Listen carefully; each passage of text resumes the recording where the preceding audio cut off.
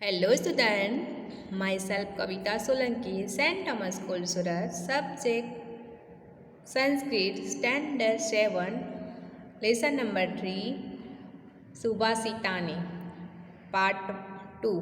Part 1 में मैंने आपको 3 श्लोक समझाए थे कि पृथ्वी के 3 रत्न होते हैं, जल, अन्न, सुभाषित।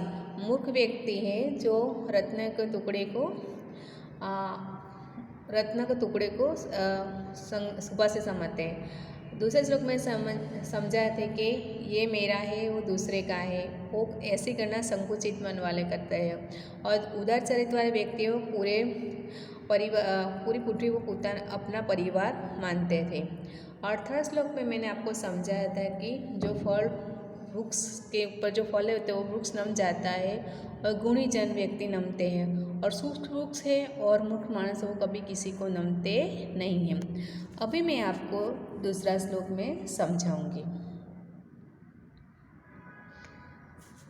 तो श्लोक नंबर 4 है, उद्यमः साहसं धैर्य बुद्धि शक्ति पराक्रम सेडते यत्र वर्तन्ते तत्र देव सहाय कृत।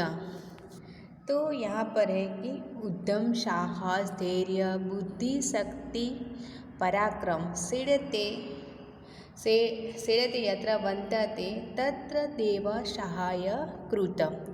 तो यहाँ पर है कि जिस व्यक्ति के पास है कि उद्यम मतलब कि मेहनत, साहस है, धैर्य है, बुद्धि है, शक्ति और पराक्रम मतलब कि जो 6 गुण है उसको देव भी सहाय करते हैं। जो मेहनत करने की इच्छा रखता है उसको भगवान भी सहाय करते हैं। तो हम उसका वर्ड्स मीनिंग समझेंगे। धैर्यम प्रेटियंस अते सड़ते 3-6 है, यत्र where in the whichever people वर्तन्ते are they सहायकृतम, सहायक, हेल्पर, वन हु इट्स। तो आपको यहाँ पर करना है धैर्यम प्रेटियंस। तो आपको मेरे साथ बोला धैर्यम प्रेटियंस यति सड़तर 3-6 यत्र where in the whichever people वर्तन्ते are they सहायकृतम, सहायक, हेल्पर, वन हु इट्स। तो अब उसका हमें ट्रांसलेशन समझना है। तो उद्यम है तो उसका अर्थ है प्रेटियंस, साहसम प्रेटियन अटे सटर तो ते 6 ने यत्र तो वेर ने वर्तन्ते आर दे ने सहायकृत हेल्पर। तो अभी हम उसका ट्रांसलेशन समझेंगे। Effort, courage, patience, intelligence, strength and hard work. क्या है? इफर्ट, करेज, प्रेटियंस मैंने धैर्य, intelligence, strength and hard work. तो where 3-6 qualities are present there God is the helper. मतलब कि सेकेंड लाइन में समझा है कि सेडते यत्र वर्तते तत्र देव सहाय कृत। मतलब कि where 3-6 qualities are present there God is helper.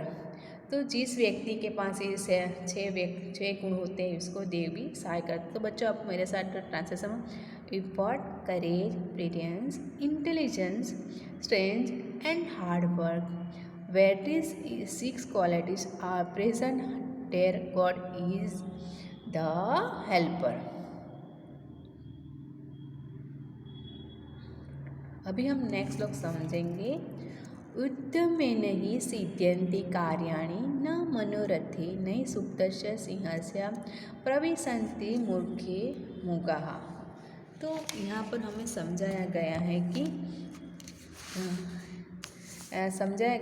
उद्यमन यानी कि मेहनत मतलब width of effort, with hard work आता है। उसके बाद है कि उद्यम मतलब मेहनत करने से कार्य सिद्ध होते हैं, सपना देखने से नहीं। क्या बोला गया है कि मेहनत करने से कार्य हमारे सिद्ध होते हैं।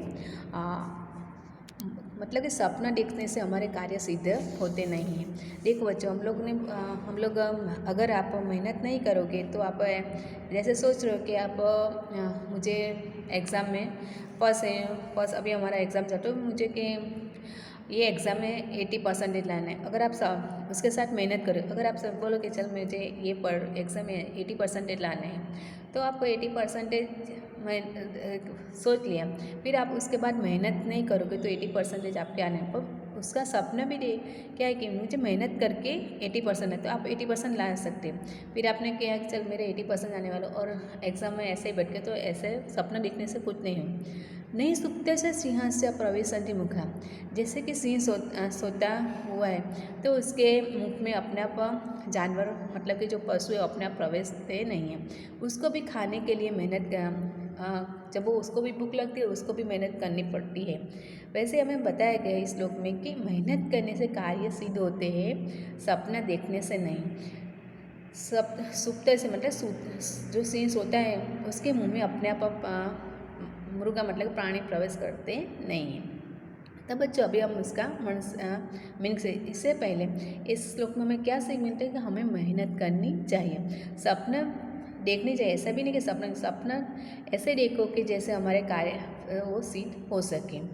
तो अभी वर्ड्स मीनिंग, उद्यमेन with effort with hard work कार्याणि वर्क जॉब सिद्ध्यन्ति आर डन जेट कंप्लीटेड मनोरथेह न not by thinking in mind, not by waves of the mind. सुप्तस्य सिंहस्य of sleeping lion न ही प्रवेशन्ति मतलब उसका मीनिंग्स होता है नॉट एंटर इट डैमसेल। सुप्त सिंह से मतलब क्या होता है, सुप्त Singh of the sleeping line.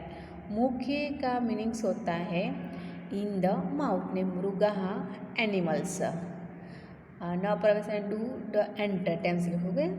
तो अभी आपको मेरे साथ मीनिंग्स बोलना है। उद्यमेन with effort with hard work कार्याणि वर्क जॉब सिद्ध्यन्ति आर डन गेट कंप्लीटेड मनोरथे not by thinking in mind not by waves of the mind. सुप्तस्य सिंहस्य ऑफ स्लीपिंग लाइन न ही प्रविशन्ति not enter it damsels. अभी हम उसका ट्रांसलेशन समझेंगे। तो फर्स्ट लाइन में बताया गया है कि उद्यम मतलब कि इफर्ट विथ इफर्ट या तो हार्ड वर्क होता है। कार्याणि मतलब कि कार्याणि का मीनिंग होता है वर्क या जॉब। ने सिद्ध्यन्ति मतलब कि आर डन या तो जेट कंप्लीटेड, तो उसका ट्रांसलेशन होता है कि job are done with only with hard work, मतलब कि job are done only with hard work मतलब उद्यम मेहनत करने से कार्य सिद्ध होता है। तो job are done with only hard work. And दूसरी लाइन में क्या बताया गया है कि कार्य न मनोरथे मतलब कि न मनोरथे तो not by thinking the mind, तो इसका ट्रांसलेशन होता है and not job by thinking about them. क्या होता है इसका translation, not just by thinking about them. बताया गया है कि फर्स्ट लाइन का job are done only with hard work and not just by thinking about them. Second line के नहीं सुप्त से सिंह से प्रविशन्ति मुख्य मृगा। सुप्त से सिंह मतलब उसका मतलब ऑफ द स्लीपिंग लाइन है। मुख्य मतलब कि इन द माउथ, मृगा एनिमल्स नहीं प्रविशन्ति do not enter at a time से, तो उसका ट्रांसलेशन है मृगा मतलब कि animals do not enter the mouth of sleeping lion damsel. क्या होता है ट्रांसलेशन उसका, animals do not enter the mouth of sleeping lion damsel. अभी हम पूरा श्लोक का ट्रांसलेशन समझेंगे। Job are done only with hard work and not just by thinking about them. Animals do not enter the mouth of sleeping lion damsel. तो बच्चों ये ये वाला श्लोक है उद्यम साहस धैर्य बुद्धि शक्ति पराक्रम सेयते यत्र वर्तन्ते तथा देव सहायक। ये श्लोक है वो आपको श्लोक पूर्ति में आएगा। अभी हम उस नेक्स्ट श्लोक समझेंगे।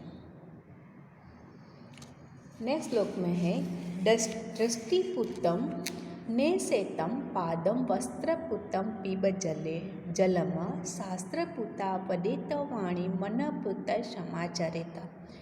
तो ये श्लोक में हमें समझाया गया है कि दृष्टिपुत्रम मतलब कि हम जो जैसे कि हम अपना पैर भी जहाँ भी रखते हो हमें देखकर अपना पैर रखना चाहिए। और जैसे कि हम लोग जाते हैं तो खड्डा आता है या कुछ भी आता है तो हमें उसको देखकर चलना चाहिए, तो हम खड्डे में नहीं गिर सकते। वस्त्रपुत्रम पीबे जल मतलब जो पानी हमें पीना है वो भी हमें इसी से छान कर पीना चाहिए, तो कपड़े से छान कर पीना चाहिए। शास्त्रपुता वदेत वाणी मतलब कि जो शास्त्र में जो की गई वदेत वाणी, वो शास्त्र में जो बोली गई वो वाणी हमें वो बोलनी चाहिए। मन प्रत्यय समाचार मन थी हमसे हमें जो अपने मन से अपना आचरण करना चाहिए। अभी हमें वर्ड्स मीनिंग समझाऊँ है। दृष्टिपुत्रम made pure with sing with eyes पादम स्टेप फुट नेसेट शुड पोट वस्त्रपुट प्लेटेड डॉट क्लोथ पीपेटर शुड बी ड्रिंक शास्त्रपुता वाणी speech prepared by the scriptures, whatever should be by spoken, manaputta made pure by the mind, समाचार should be done। तो बच्चों आपको मेरे साथ बोलना है दृष्टिपुत्रम made pure with sing with eyes पादम स्टेप फुट नेसेटर शुड पुट वस्त्र filtered taught a cloth people should be drink शास्त्रपुता one speech prepared by the scripture whatever should be spoken manaputta made pure by the mind समाचार should be done। अभी हम उसका translation समझेंगे कि दृष्टिपुत्रम तो made पुर with सिंग या विद आइस ने पादम मतलब स्टेप या फुट। तो अभी फर्स्ट दृष्टि पादम ने से तो उसका translation one should step on the spot made pure by the eyes. तो उसका ट्रांसलेशन क्या होता है दृष्टिपुत्रम पादम ने से तो उसका translation one should step on the spot made pure by the eyes. वस्त्रम पुत्रम जलम पीबेत वस्त्रम पुत्रम मतलब कि one should drink the water filtered by cloth. Second line का ट्रांसलेशन क्या होता है one should drink the water filtered by cloth. उसके बाद है शास्त्रम पुत्रम वाणी वदेत। तो शास्त्रम पुत्रम का अर्थ होता है कि one should speak the words preferred by the scriptures. उसके बाद ही मनप्रुत समाचारेत and do the deeded preferred by the mind. अभी उसका ट्रांसलेशन होता है कि do the deeded preferred by mind. तब उसका पूरा ट्रांसलेशन श्लोक का है one should step on the spot made pure by the eyes one should drink the water filtered by the cloths one should speak the words purified bye the scriptures and do the deeded preferred by the mind. तो बच्चों मैंने आपको ये श्लोक का समझाया। पहले part 1 में आपको मैंने 3 श्लोक समझाए थे, उसके बाद मैंने ये आपको ये श्लोक समझाए। तो आपको ये नोटबुक्स में पहले ट्रांसलेशन श्लोक लिखना है, उसके बाद वर्ड्स मीनिंग्स लिखना है और उसके बाद आपको ट्रांसलेशन लिखना है। जैसे कि पृथ्व्या वाला जो श्लोक है पृथ्व्या तेरी रत्नानि शांति चलन सुभाषित मुदे पाषाण खंडित रत्न संज्ञा विदे, ये श्लोक भी आपको श्लोक पूर्ति में आएगा। उसके बाद मैंने उद्यम साहस धैर्य बुद्धि शक्ति पराक्रम सदैते यत्र वंते तत्र देव सहाय कृत फर्स्ट 4 और 6 वाला श्लोक है दृष्टिपुत्रम ने से पादम वस्त्रपुत पिब जलेम शास्त्रपुता वदेत वाणी मनपुत समाचरित। ये 6 नंबर का श्लोक भी है, वो भी आपको श्लोक पूर्ति में आएगा। तो बच्चों आपको ये अच्छी तरह समझ में आ गया होगा। तो आपको 3 श्लोक इसमें से लर्न करने हैं और अच्छी तरह ट्रांसलेशन भी आपको लिखना है। Okay, thank you.